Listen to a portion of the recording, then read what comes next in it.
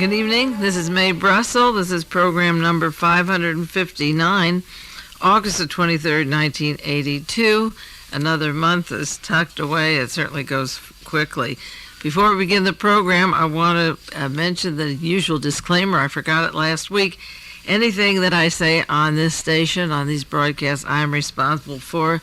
The station is not responsible for the information or the names that I refer to or talk about. That is solely my research and my responsibility, and they are clear of any responsibility with that regard.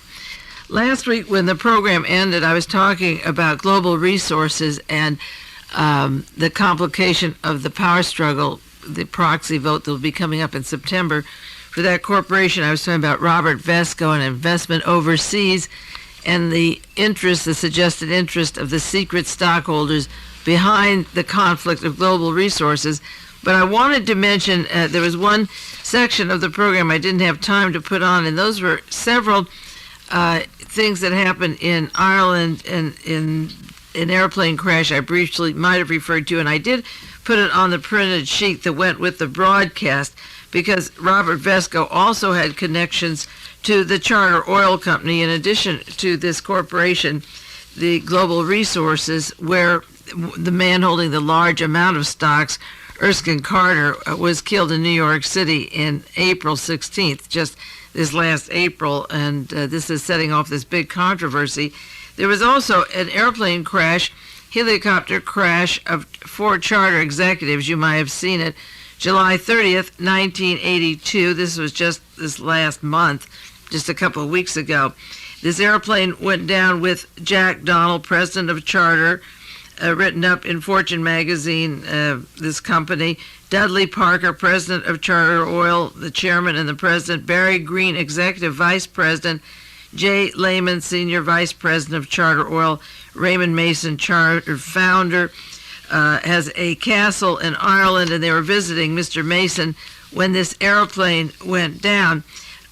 This company had just signed a large, huge contract for a refinery in the Bahamas in 1980, and it was a very controversial company. It was one that Billy Carter and Robert Vesco were working with at the time that Jimmy Carter was president, and there was an article in 1980, this was April 7th, 1980, during the Carter administration.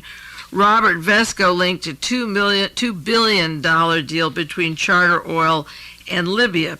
And this has to do with, it's from the Chicago Tribune, serving as a backdrop to the Billy Carter Libya affair is a tantalizing saga of a corporate merger involving a deal of Libyan oil that makes the $20 million a year scheme hatched by President Carter's brother look like peanuts.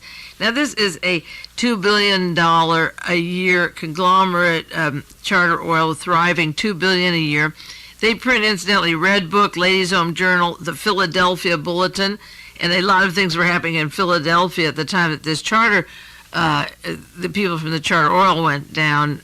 Cortland Gross from Lockheed was murdered, and his wife and the maid. They haven't found the people who murdered them. They published a Philadelphia Bulletin, where they were insurance companies, banks, radio stations, book publishers, and so forth. Now, this was a big controversial link of Jimmy Carter and Billy Carter and Libya and Gaddafi to the Carter Oil Company. And then just this last month, the 4 executives went down in one airplane, and that was quite a loss. I have a list of the missing and the dead millionaires, and the ones from Charter Oil among those very wealthy people. And again, Robert Vesco had a link to the Charter Oil people and also to the Global Resources, and I wanted to mention that. As I say, I did have it on the printed sheet, and I didn't get it on the air on time. Also, one other item that was on the printed sheet that accompanies the tapes was the quick trip of the Attorney General of Ireland to the United States. He took a 2-day trip and then went back because Premier Charles Haugey, Haugey, of Ireland, the head of the Irish Republic, the Premier called the Attorney General a long-wanted murderer, a man they were searching for the biggest manhunt in Irish history, was located, and his home address was the Attorney General of Ireland. And these stories are making the newspaper one day, and then they're pushed to the side by a lot of other matters that may or may not be more important. But this very important Attorney General for the entire country of Ireland had used his home and address for a man that they were looking for the biggest manhunt in Irish history. In 1970, the defense attorney for Mr. Hoy, that was the Prime Minister of Ireland now, was the finance minister, was tried and acquitted of using government money to fund the purchase of arms for the nationalist guerrillas in Northern Ireland. So the Attorney General is housing and companion of a long-wanted man who did double murders in Ireland, and I thought that was getting up to the highest levels of law enforcement. It isn't just Watergate, with John Mitchell, the Attorney General, being put into jail, and he wasn't really put in for the right crimes of conspiracy to murder and things that the Nixon administration did to get Richard Nixon into power, but he went in for covering up parts of the Watergate story. But here's the Attorney General in Ireland being involved with a long-wanted criminal that they're searching for. And earlier last year, well, it was in March of this year, there was an article, Mexican officials investigate a plane crash that killed 7. This was a plane crash that left Calexico, Mexico, and it involved the Belloumini family, Belloumini. An article in this description of that plane crash, it said Belloumini's younger brother, George, was not in the plane. He was reportedly helping Billy Carter to try and arrange the oil to import from Libya for the Charter Oil Company in 1930.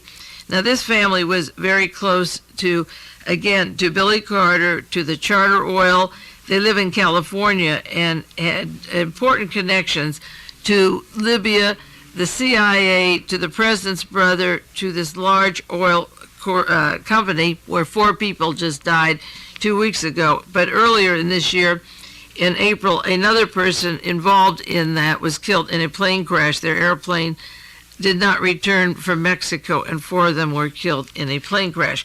So a lot of people in the corporate effort to get to the top don't always make it, or once they get there, they have these accidents that come down and are pretty horrendous. And speaking of the top, I'm not going to update high society. I've been calling it high society recently on the tape, the things that have happened to Nancy Reagan or the Pope or Roberta Calvi or the Vatican or Paul Marcinkus. I'm going to leave them and go into specifically the Middle East tonight for the entire hour, the remaining hour, on the questions of the Middle East, because that is big in the news, the PLO leaving Lebanon and what is going on there, and some news clippings I have and opinions on the subject.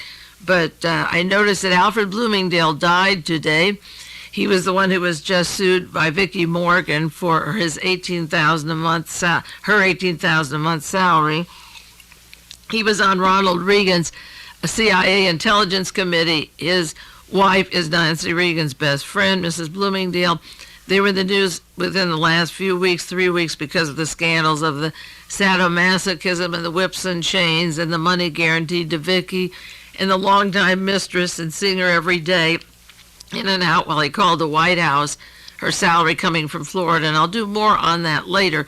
The death of Alfred Bloomingdale doesn't end the case any more than Cardinal Cody in Chicago. There's a new cardinal now. They're celebrating a new cardinal in Chicago, but where the $1 million went and the woman that he gave it to and what they were doing with the money in Florida are still what I call loose ends. The news media tucks them away, but then 2 or 3 years later, they reappear to haunt these people, and they appear bigger than ever. Incidentally, one other item about the news media. I got the London Times. I picked it up on the way to the station and was reading it this evening, and there was an article. This is the August 15th, 1982, an article about Scotland Yard and George Corcola. And the article says the Scotland Yard used the dealer of death, Corcola, and bought their security equipment from him and didn't know who he was. 3 years ago, I had on my broadcast that George Corcola for the CIA and FBI supplied Exxon Security, Scotland Yard Security. He works with Edwin Wilson and Frank Turple. This is Murder Incorporated, who are closing rank are moving in now. Edwin Wills is in the United States. Korkla is in Madrid. Turpel is in Lebanon. His name was never mentioned in all these skirmishes. Where is Frank Turpel?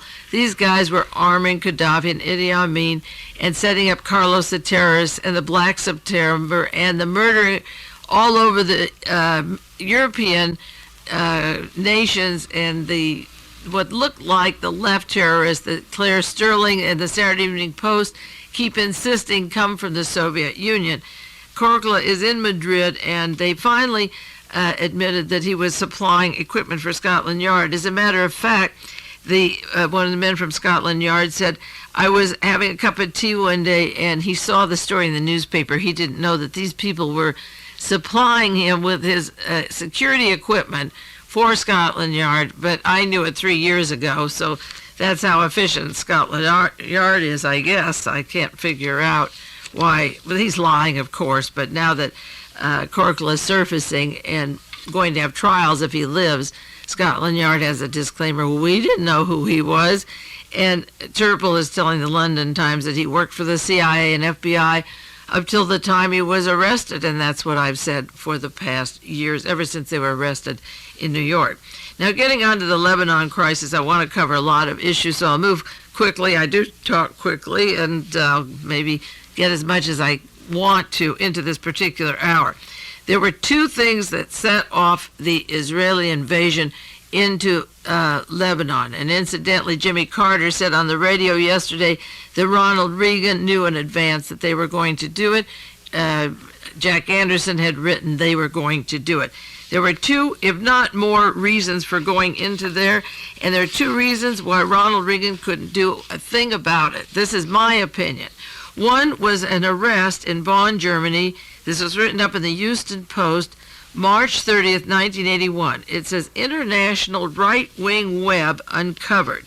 Now, what happened was that there was a crackdown in Bonn, Germany, and they got into the apartment of a man named Manfred Roeder, R-O-E-D-E-R, a Nazi, Manfred Roeder, who had a list of the connecting links of the Odessa, that important Nazi network that Otto Skorzeny set up, that I talk about all the time, that was set up by this Fritz Kramer, Kissinger, Haig, and it originated out of World War II, where the headquarters were set up in Madrid to begin the Fourth Reich.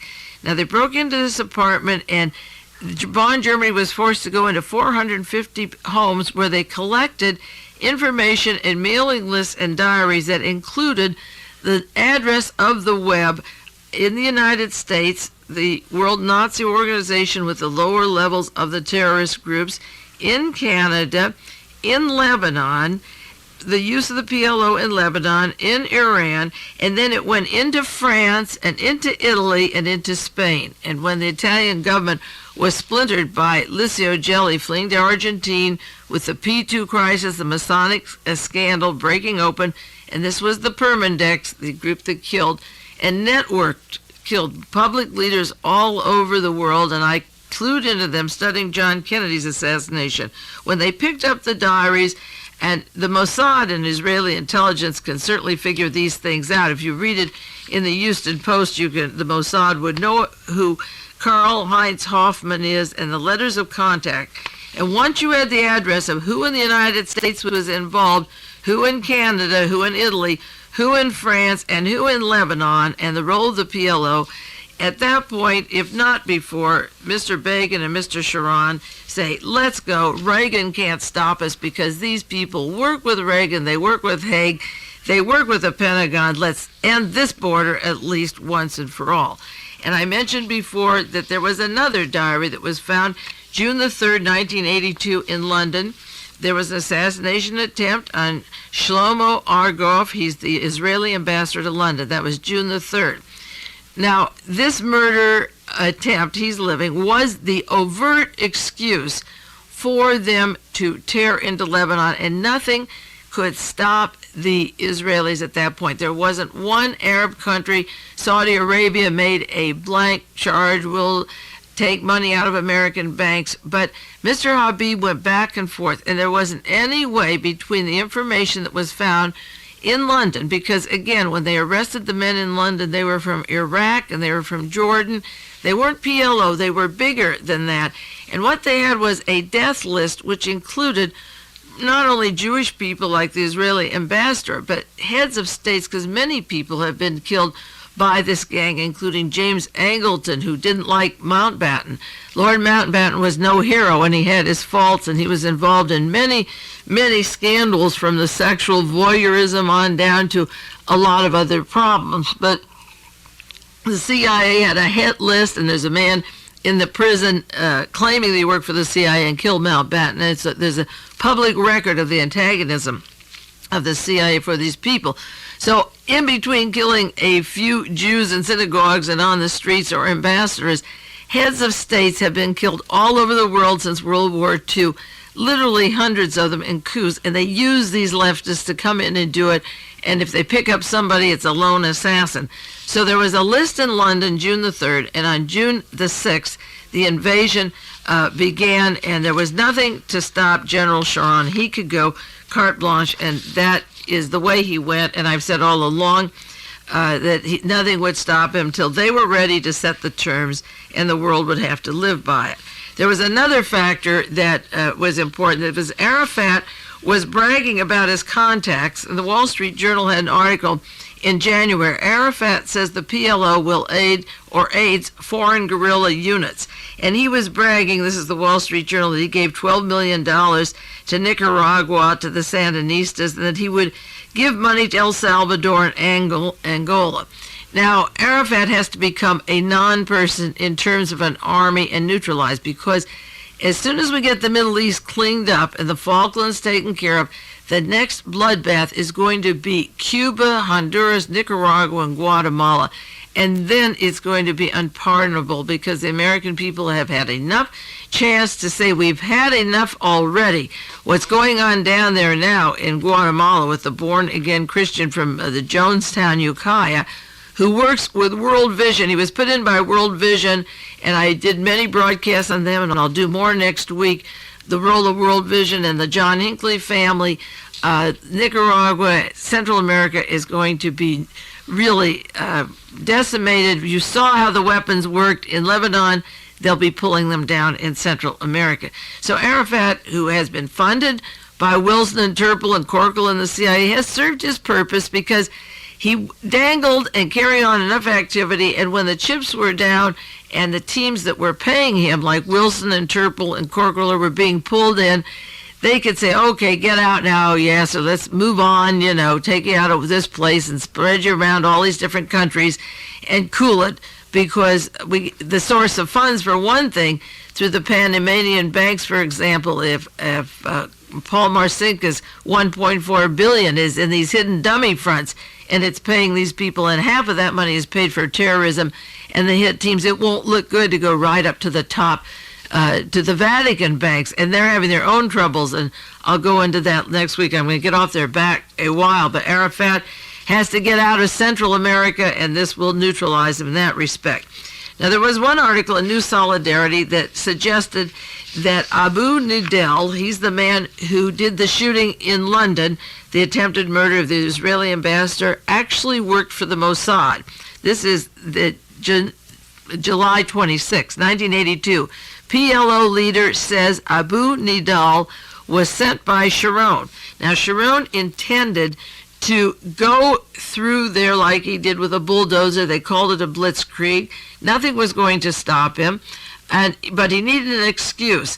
And there was an article in Le Monde in France, a newspaper, by the ambassador from Iraq to France, saying that the attackers of Argov in London were connected with Mossad, and that this was Israelis' Reichstag. After all, we've used them with the Mayaguez and the Pueblo. We have tried the Gulf of Tonkin. We've used excuses to escalate the war, to get our toe into things.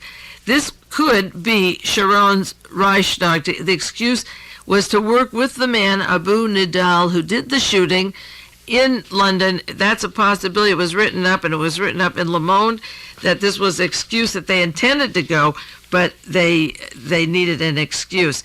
Now, there are some Sharons. There are several Sharons I want to talk about. There's several of them. Ariel Sharon is the head of the defense in Israel. And they had an election today. Mr. Gemayel, the new president of Lebanon, long selected, like Ronald Reagan was selected. For us, I believe as early as the late 40s he was selected, certainly by the 50s. New Solidarity, July 23rd, 1982, has a long article exposed the SHARON-GEMAYEL dope partnership. Now, this is an important article, and I'm going to share it with you because you can watch in the future and see what happens. The gist of this article is that the destruction of Lebanon was planned a long time ago. It was planned by Gemayel, who's a neo-fascist leader, and fascism is just fine with Israel. In fact, she was on television this morning after his wonderful one-man victorious election, and they said, people call you a fascist. He said, let them call me what they want. He could care less. He says, if that's what they want to call me, let them call me a fascist. This article says the destruction of Lebanon was planned by him in a secret partnership between Sharon and Gemayel to disintegrate Lebanon. And it was planned at least 2 months ago in a secret meeting, and that Gemayel would be the titular head next month. Again, this was written in July. And that Sharon's troops already had seized tons of Lebanese hashish and opium, and that prior to 1977, in 1975, when Henry Kissinger set up the civil war in Lebanon, that's when the drug traffic began to flow. And this is all history, and this is true. The black economy moved in when the central government and the legitimate economy collapsed, and social violence to date, according to this article, there's 100,000 lives gone. The organized crime syndicate will use Lebanon now. They will use the routes of Ariel Sharon and Bashir Gemayel that they've set up. And the Golden Crescent area, Iran, Pakistan, Afghanistan, according to this article, will use 3 ports, and they've divided these ports up. The names are on the map, of course, and the family of Gemayel will be in control of these ports. The heroin traffic will continue from Lebanon to the United States. 30% of Lebanon's gross national product in 1981 came from the opium and hashish traffic coming through Pakistan and through down in Iran and through Lebanon. Untold billions are deposited in secret accounts in Lebanon. This article says there are 120 banks from around the world, secret, unregulated narcotics profit. So while the bombing was going on in Lebanon, the narcotics traffic that never was interrupted, the Golden Crescent routing of the opium and the poppy continued. Henry Kissinger arranged the civil war. He toppled every government so far in the Golden Crescent. The Pakistani Prime Minister Ali Bhutto was told in 1977 by Kissinger that he would make Ali Bhutto a horrible example for trying to turn Pakistan into a modern nation. He was murdered, he was hung, and then the drug traffic from Pakistan just poured into the United States. I have a copy of a transcript made by a listener and friend of World Watchers who takes shortwave and listens to Moscow radio every night. And recently, June the 6th, they discussed the opium poppies, the Afghanistan freedom fighters, allegedly, that have gone into the borders, are pouring the drugs and opium and increasing the growth of the poppies in Pakistan. And this spring, a court in New York sentenced 11 mafia men to smuggle $90 million worth of heroin into New York City. It was a trial not given the headlines, but they agreed not for a public hearing. It had to do with the Afghan-Pakistan border where it was grown. And of course, Lebanon banks in Lebanon will be the central place for pouring in of these narcotics. This article goes into the role in Iran when Henry Kissinger was close to the Shah of Iran, and the Shah was told get out for a while and come to the United States. And he was in Mexico and Panama and then died in Egypt. As soon as he left, the poppy and the opium increased, and Iran is again producing massive amount of pouring the opium. Lebanon, Israel, and Colonel Haddad will control the drugs in the Persian Gulf. Pierre Gamaliel is one member of the family. The aging founder of he worked with the Phalange, with Hitler's Nazi Phalange. He modeled his paramilitary organization after the Nazi Party, the elder Pierre Gamaliel, and he kept close ties to the Syrians. And he will control, the family will control what he set up with the Nazi regime plus the dope dealing. Amin Gamaliel is in charge of connections with the terrorist wing of the PLO, and this article refers to George Habash. And of course, on other programs, I've mentioned George Habash and his other brother in Chile, who worked with the helping overthrow Salvador Allende. They worked with Larry McDonald, the senator from Georgia. His campaign money is raised by these people in Marietta, Georgia. They're linked to the murder of John Kennedy, Robert Kennedy, Martin Luther King, and Carlos and Mitchell Werbel, the man who makes the silencers for these assassinations. Amin Gamaliel was in charge of the PLO and George Habash with the Black September, the Baader Meinhof, the Japanese Red Army, and so forth. Then there's another member of the family, Bashir Gamaliel, who runs the Israeli connections. Now, it's been said on the media today and for a long time that Mr. Sharon of Israel is a close friend of Gamaliel, that he selected the president. Imagine he selects the president and the terms for Lebanon, and Bashir Gamaliel runs the Israeli connection, and he'll join with the drug sales with Ariel Sharon, Israel's Minister of Defense. Now, this article says, what is in store for Lebanon? Sidon, the port town, is under the Shiite control and the Muslims, and it'll run that way. Tyre, T-I-Y-R-E, the port town, will be under Mr. Haddad's control, and Junay, north of Beirut, the Phalangists, far-right fascists control the town now, and these will be the three outlets for drugs and guns on the Lebanese coast. There's a British intelligence agent referred to in this article, Bernard Lewis, who's at Princeton University, who was credited with designing the plan for Lebanon so that the war went on schedule and Princeton had a finger in it. In addition, Henry Kissinger called in the expert, Mr. Lutwak. You know the name Edward Lutwak, Luttwak. He's from Georgetown University, and he wrote the book Coup d'etat, and it's a primer for people on how to overthrow a country and take over the country. And he's an advisor to Ronald Reagan. He's right there in Washington, D.C., working with Gene Kirkpatrick. And he's also Alexander Haig, Secretary of State, worked close and commissioned Edward Lutwak from Georgetown University to study the prospects of dividing Lebanon. Now, that's his expertise. That's what he does. And then from Notre Dame, a fellow Georgetown member came from the university there to help them set up the plans after the June 6th invasion, what they would do in Lebanon afterwards. So they had a professor, the former president for Fordham, also over there helping them. And this article goes into at length of the banks of Lebanon and their links down to Venezuela, the Byblos Bank, BYBLOS Bank, and Caracas. And I won't go into that now. And it's an article about Gamaliel, the Fouad, F-O-U-A-D, Gamaliel, the cousin of the Phalangist founder, Pierre Gamaliel, is manager of a bank, the Beirut Bank in Bulgaria.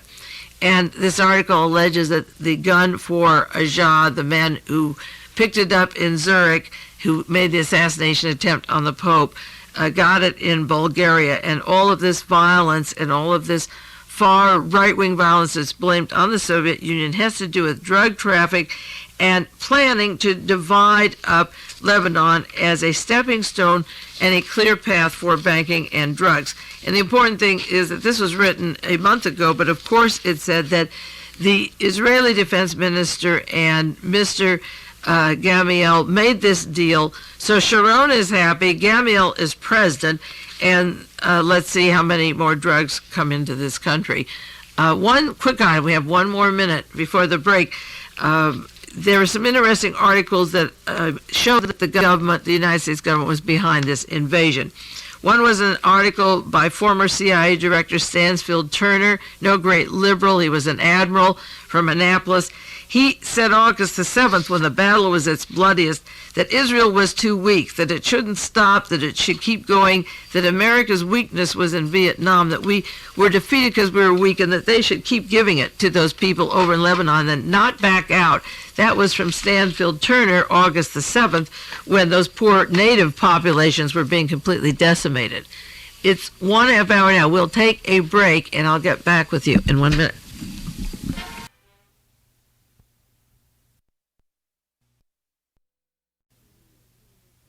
As I say, Stansfield Turner was criticizing the Israeli government for being too weak. He said that they should go on. The lesson of recent events in Lebanon is that one of Israelis' weaknesses when they paused or had a timeout was if you paused, you're weak. And that he suggested that Israel shouldn't either go on in the next few days, he says, if they want to conquer West Beirut, that you don't take a stop. So they were getting a little coaching from Stansfield Turner, and I thought that was interesting. Also, it was used as a place for testing bombs. This was a test case, and if you think the people matter in native populations or in any major city or anywhere else, forget it.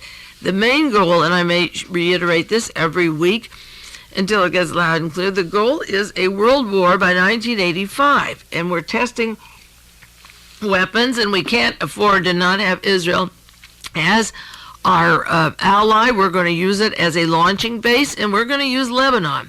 So for all purposes, America decides who's the president of Lebanon. In return, we'll use your area, get rid of all the troublemakers now. They've outused themselves. They're linked to too many things. That part of the system is coming down. Send them to other countries and let them do their thing from there, and turn Lebanon into a good ally of America, and you'll have two nice fascist allies, Israel and Lebanon, side by side. We did love testing those weapons, and of course there were articles, I'm sure you saw them, vacuum bomb delegation, just private citizens. That was that vacuum bomb that hits at the building, and the air goes up, the thing completely collapses instead of hitting it from the top and falling down.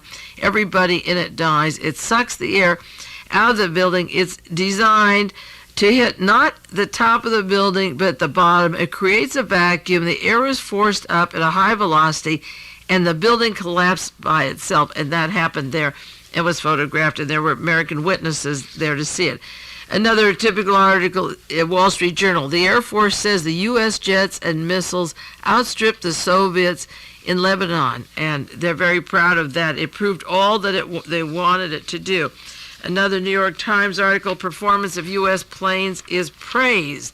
Not what in the heck are you doing to these poor people? They've been homeless for 32 years, but don't we have the most marvelous weapons? And another story from the Los Angeles Times and San Jose Mercury, Pentagon is studying the lessons of this year's war. Smart soldiers are better than smart bombs, and they go into the little Falklands, and particularly Lebanon, and they study it and study their equipment and see what can be done and get ready for the next. These are learning lessons. This is just play. This has nothing to do with preserving the planet or decency. There's nothing nice about this. They're going after the Soviet Union, and these are the stepping stones, and you're on them walking day by day. Now, the major columnists, I can't bring in all the articles to show you typical columns, but these syndicated columnists, Emmett Terrell, this is August the 10th, 1982, Lebanon's grim lesson, the PLO is America's enemy too. Another article, James Kilpatrick. Like any other cancerous lesions, the PLO must be cut out. These are the men that are in almost every newspaper around the country. This is August the 12th. Jack Anderson, August 14th. The Truth in Beirut. And he goes into a long list of problems with the PLO and Arafat and how bad they are. But he begins by saying the U.S. leaders knew in advance that the Israelis intended to drive the Palestine liberation out of Lebanon. He printed that August the 14th, and Jimmy Carter had mentioned it last night. Now, when you get off the testing, it gets even more disgusting, because at the Bar Association, Casper Weinberger Secretary of Defense, who has absolutely nothing to do with law, comes out to the Bay Area. I mean, a lawbreaker every single day, disgusting people. Weinberger says, this is San Francisco Examiner, Weinberger, semicolon, U.S. and Israel should share the Beirut cleanup. Now, this is a president that promised he'd take the federal government off our backs, that the states would take care of us. We're supposed to put up $8 billion, split it with Israel, $4 billion each maybe, to clean up Beirut. When I watched Good Morning America, they had pictures on NBC this morning of how to feed people out of garbage cans in the United States. Some frozen crab that was seen, and wilted lettuce, and pinched peaches.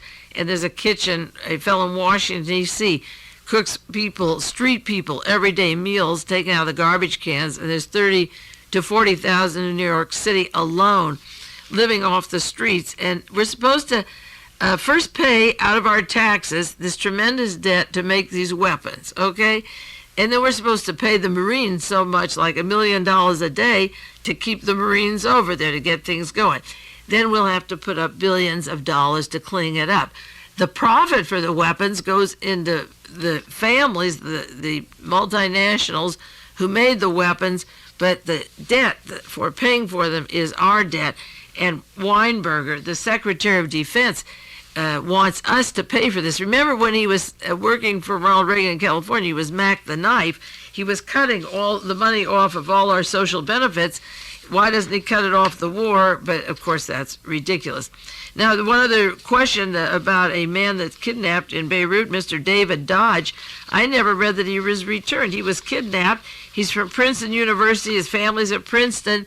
His grandfather founded the university, the Christian University, over in Beirut, and he's the acting president now. He was kidnapped June 20th by some people, David Dodge.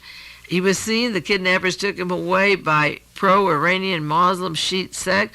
I haven't heard, maybe I skipped some newspaper, but he all of a sudden, after he was kidnapped, became a non-person, and I never heard about him. Now, there are 4 characters. If I divide each one of them up into 10 minutes and do more later, I want to talk about 4 Israeli citizens, people that were Israeli citizens. Okay, there's something going on in Israel that these commentators or the scholarly people that discuss the problems never relate to, and to unearth not just the sleazy characters, but major world operations and organizations would tell us more about Mr. Begin and Mr. Sharon and the leaders over there than a lot of other things that I can think of. There are 4 characters whose I've had articles about. One was sent to me from New York from another World Watcher, long subscriber, wonderful article about a shadowy figure in Israel's Knesset. That's the parliament there. This came to me just last week. It was from the New York Times in 1979. His name is also Sharon, but I don't know that they're related or not related. The articles don't make the connection. Another article is about Eli-Wolf, alias James Mahon Jr., Eli Hazeev. The third is Eduardo, Rabi. I'll give you the aliases, and maybe I'll tell you briefly about these 4 kinds of characters. Mr. Samuel Flatto-Sharon is a Frenchman. He embezzled $60 million out of France. He went to Tel Aviv and immediately became an Israeli citizen. Instead of going to jail, he became a member of the parliament. He is now worth between $50 million and $400 million. He lives in a mansion in Tel Aviv and builds shopping centers and wants to run the El Al airline. He fled Poland, allegedly. In the background of these people is interesting. As a child during World War II, was raised by a non-Jewish family in Paris. He's illiterate to this day, allegedly can't read or write Hebrew, doesn't know a thing about it. A member of the parliament and a close friend of the other Sharon, Samuel Flatto-Sharon, began making his money in the black market in Paris after the war, collects Mondrian and Cézanne and various pictures. France wanted him back. Israel refused to return him because they kept one of the fellows that was responsible for the killing the Jewish athletes at the Munich Olympic Games, who fled to France, and France kept him there and then let him leave there on his own recognizance. He just walked out. So they exchanged one person involved with the killings at the Olympic Games out of France for Mr. Sharon, who was worth parlayed 60 million he took out of France into 500 million right now living in Tel Aviv. Another Jew who wasn't a Jew at all. See, I question whether this Sharon, even in the Knesset, in the parliament, from Poland, could get from Poland to Paris during the war, or could be kept by non-Jewish family and no Hebrew, no Jewish training. I question, and I've always questioned, is Israel made and run by people set up by Nazi Germany, and I've said this before, who are running and are going to mend into the Middle East to give the appearance of friction, and there has been some friction, but is run by a handful of people of very interesting backgrounds, and I'm just mentioning a few tonight because, as I say, the battle of Israel into Lebanon, and Lebanon, SHARON-GEMAYEL, is bigger than what you're going to see on Meet the Press or Face the Nation. Now, another character is Eli-Wolf. His real name was Eli Hazeev. He took the Jewish name. In the United States, he was James Mahon Jr. He was probably Irish. He was a Christian. He went to Vietnam. He was involved in 2 bloody battles in Vietnam. When he came back, he decided he would become an Israeli. So he changes his name to James Mahon, and he becomes Eli Hazeev, which is Jewish enough. And then he goes about with his M16, killing Arabs wherever he can, which isn't good for the legitimate Jews or the authentic refugees who sought a homeland. And what we brought over to Israel or from all over the world are not those kind of people. They're run by a whole upper level of military hoodlums, and underneath are these poor, striving people trying to maintain all that they have after being displaced all over the world. Now, James Mahon was an informer for the FBI during the anti-war movement. He worked for the FBI, and his whole role in becoming a Jew was to shoot Arabs. So when you shoot Arabs, they shoot back, and little wars become big wars. Eli the Wolf, he was called. He was killed in a battle over there. Remember at the mosque just last year, it was Easter, that wasn't so long ago, all the killings where an American who wasn't Jewish went over there, decides that, or had no background in this kind of thing, and shoots down on the holiest day in the mosque various people, and then is carted away and had this nefarious existence in Israel that didn't really belong to any institution or kibbutz or organization. They come over from the American intelligence and secretive operations, and this one particular from Vietnam and the FBI, and go around shooting, so that there's this constant tension there among the people who want to get along. It'd be if you're living at home and want to get along in your neighborhood with your next door neighbor, and you take in house guests who bring rifles and shoot at people emptying the trash or bringing in the mail and starting altercations, how can you live in peace? And this is what has happened in Israel, and these are just 2 kinds of people.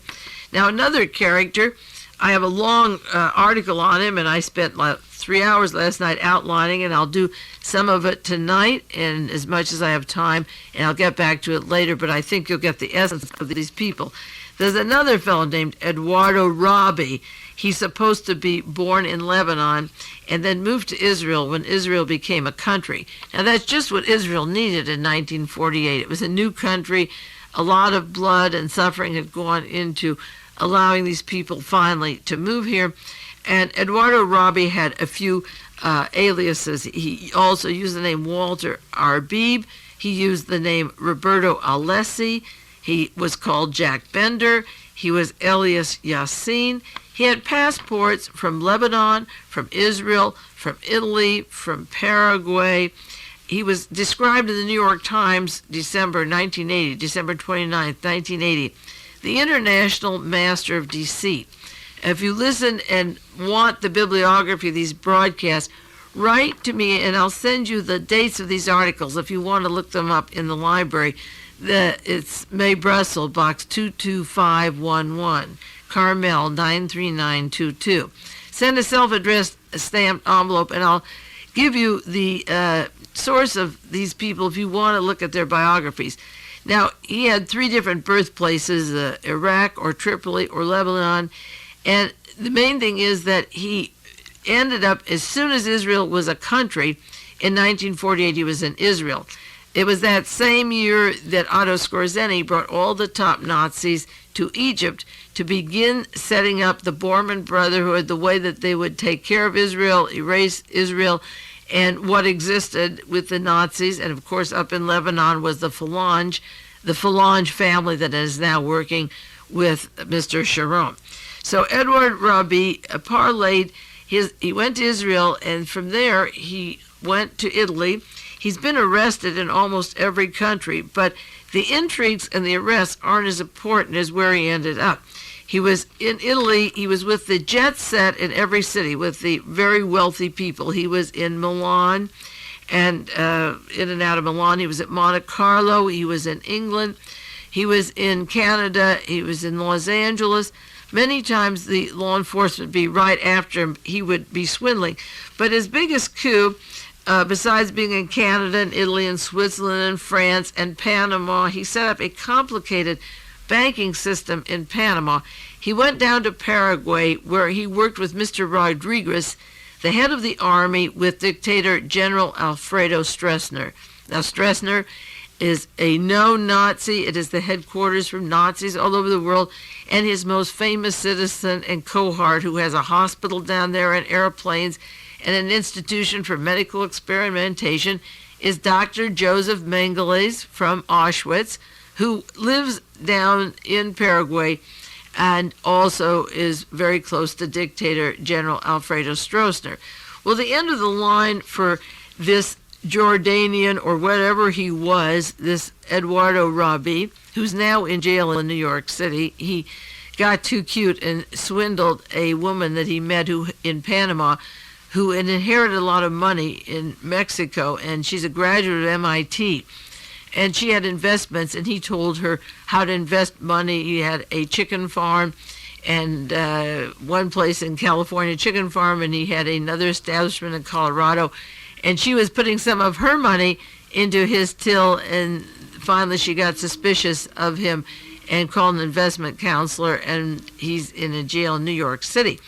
But whether he serves 4 years or 6 years there isn't the point. The point is that he went to Israel in 1948, and at the end of the line, before he shows up in New York City, he leaves $50 million with Joseph Mengele and Mr. Stroessner out of Swiss banks. Now, the Swiss banks were insured. They gave him $50 million. I talk about missing millions, and I have 26 inches of one filing cabinet of stories of this kind, such as the other Sharon in Israel with his 300 million, 50 to 400 million, and the Swiss banks are insured. Now, who pays the insurance? Who covers this? And is this a way to deliver to General Alfredo Stroessner? Because right now, I understand, and there's books on this, I can give you the reference, they've sterilized almost every male Indian in Paraguay. And that they're doing this in Uruguay, Brazil, Chile, and the South American countries in Peru. Dr. Mengele has been experimenting down there. He has been working there. He has not been quiet since World War II. He isn't young, but that is another person who began life, say, in Lebanon, went to Israel, took on a Jewish name or a Jewish identity, and then from then on, the end of the route is $50 million for Mengele's through Swiss banks down there.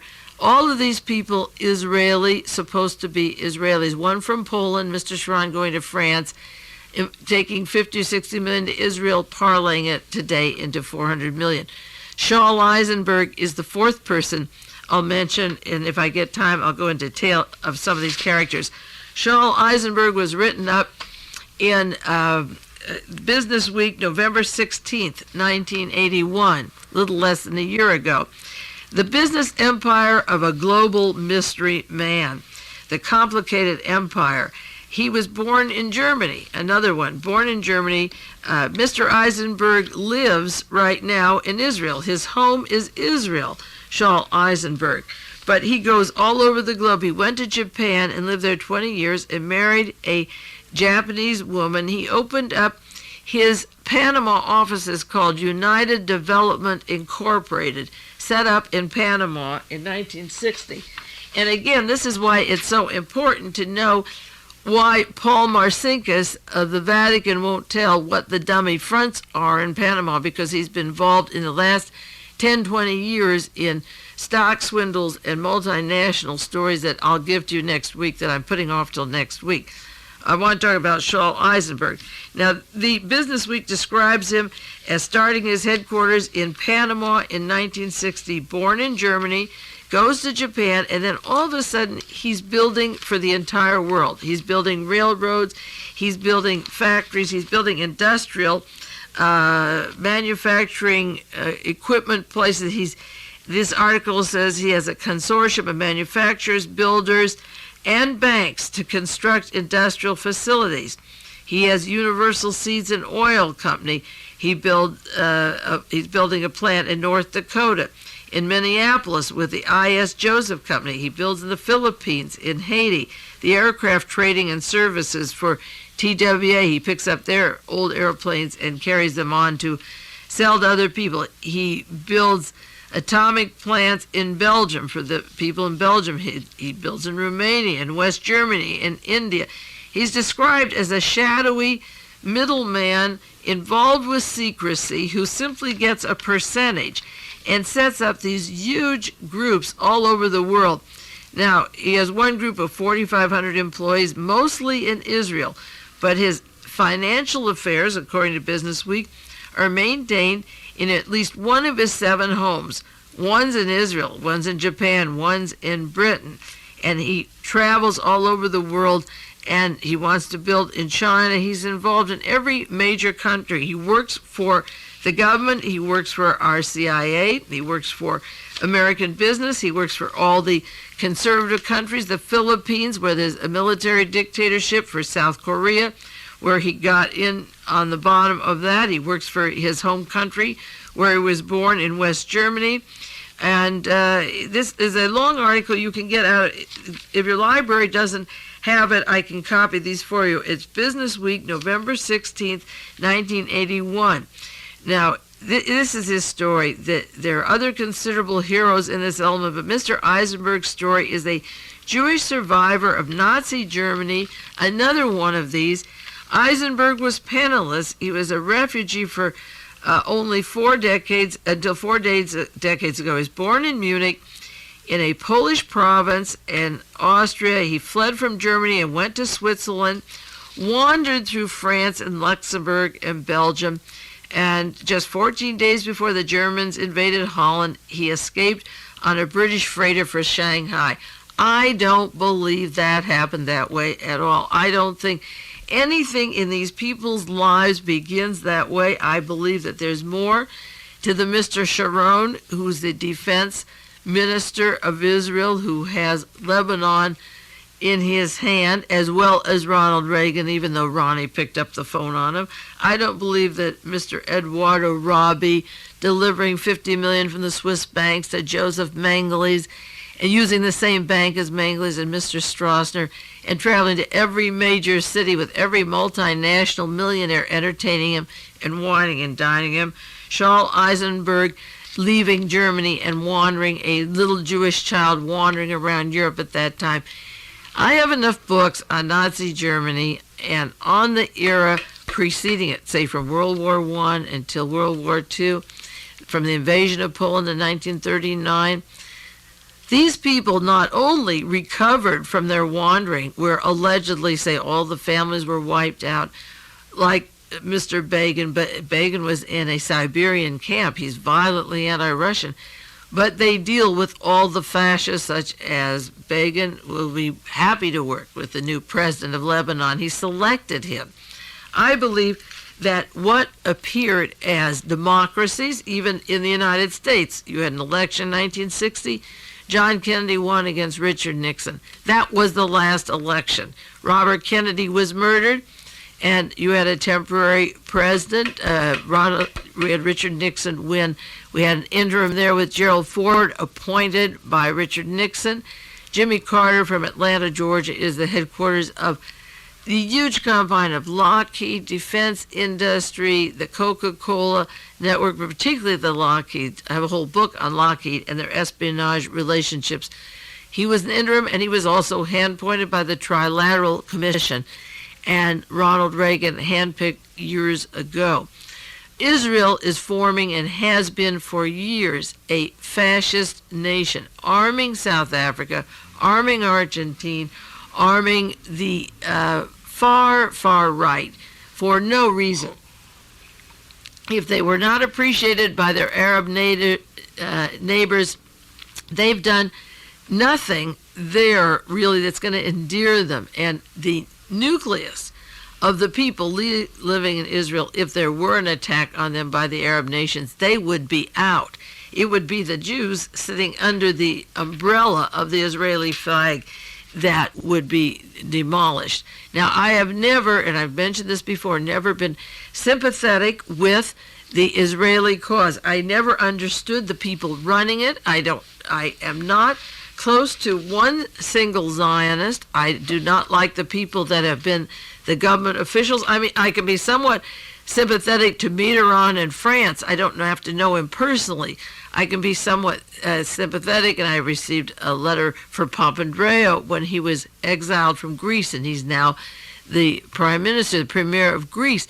I can understand what he's trying to do in giving full employment and get people to work and elevate their way of living without terrorism, without weapons around them, and even Khomeini without the savak. He's pretty bad, but I can even be sympathetic. As strange as that sounds, I can be sympathetic to Khomeini because I don't think he was handpicked, but I can't be sympathetic to what's going on there. And as we read the newspaper and you look back at the last months, say from June to August, and I take 10 papers a day and I read it all, the whole war was a sham. Sure, they bombed the place out, decimated. It's only cement. It's only business to build it up. The main thing is that the people who ran it didn't get scratched.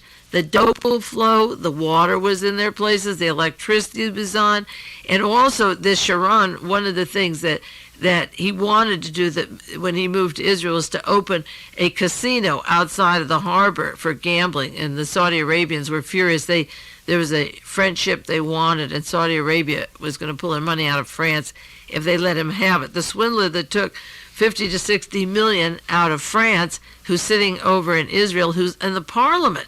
He's in the Knesset. And these leaders do not speak for what was Jewish, whatever Jewish is in terms of philosophy or family styles or traditions or religion. It is a fascist government invading a group of people broken up by Henry Kissinger, a Nazi, the protege of Fritz Kramer. He broke up in the Civil War of Lebanon and made them ripe for a fascist takeover. Now you have a man who is proud to be a fascist. This was a staged show. There was the hostage show, the Falkland show. Next week, 2 weeks from now, or after we pass the $4 billion to build up Lebanon, we'll have the Central American show. And then the blood will get a little closer to us, and I just dread to see it because it's pointless, it's painful. The heads of the governments down there are getting more cruel. The death reports every day, if you're reading the papers, are horrendous. I'll do an update on the deaths if you want that for your dinner hour next week. But when the Lebanon show is over, the night show, it's in the hands of Haig, who set this up, and Kissinger, and Gemiel, and Sharon, and they're all having a nice little party tonight. The PLO are splintered into different countries. They're split up. The bill is yet to be paid. The wine is flowing in part of the town, and it'll be as business as usual tomorrow, so don't worry about it. But watch these fascists move, because we pay the bills, they kill the people, and we sit like a bunch of dummies and tell them, well, go ahead, it's your game, okay? Well, that's what I think of the Middle East war. It was a 3-month war, And that's the score. That's how I feel about some of these characters involved in it. This is Mae Brussell, and I'll be back with you next week on Kazoo. You take care and read those letters, and if you want, I'll send you the bibliography of these broadcasts.